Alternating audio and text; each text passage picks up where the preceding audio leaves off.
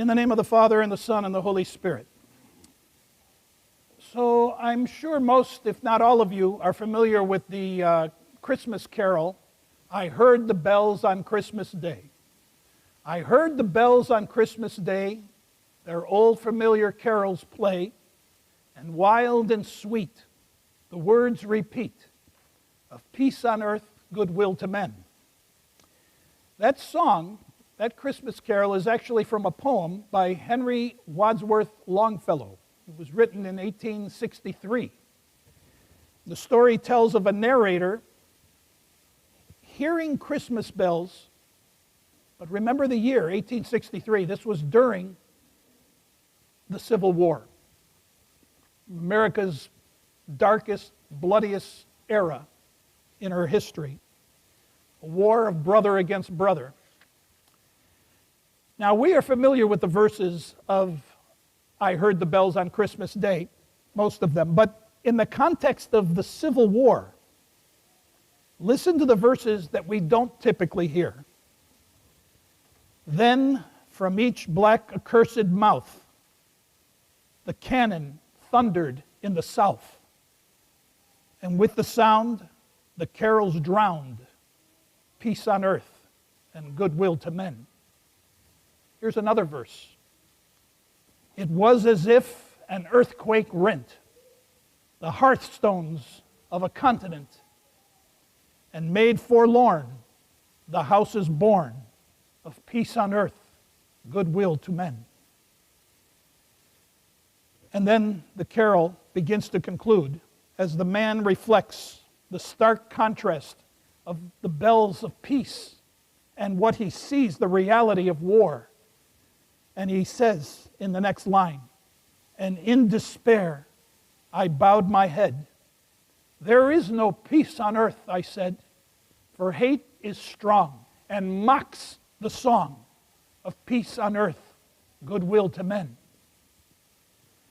But you know, Mr. Longfellow is a believer, or was a believer. And so he concluded in his last line of that song and that poem, "Then pealed the bells more loud and deep. God is not dead, nor doth he sleep. The wrong shall fail, the right prevail, with peace on earth, goodwill to men." Today, the first Sunday of Lent, the Orthodox world celebrates the triumph of Orthodoxy. But how can we celebrate? What triumph can there be today? Today, Orthodox Christians have to feel something of the same paradoxical strain that Mr. Longfellow felt when he wrote that Christmas carol during the Civil War.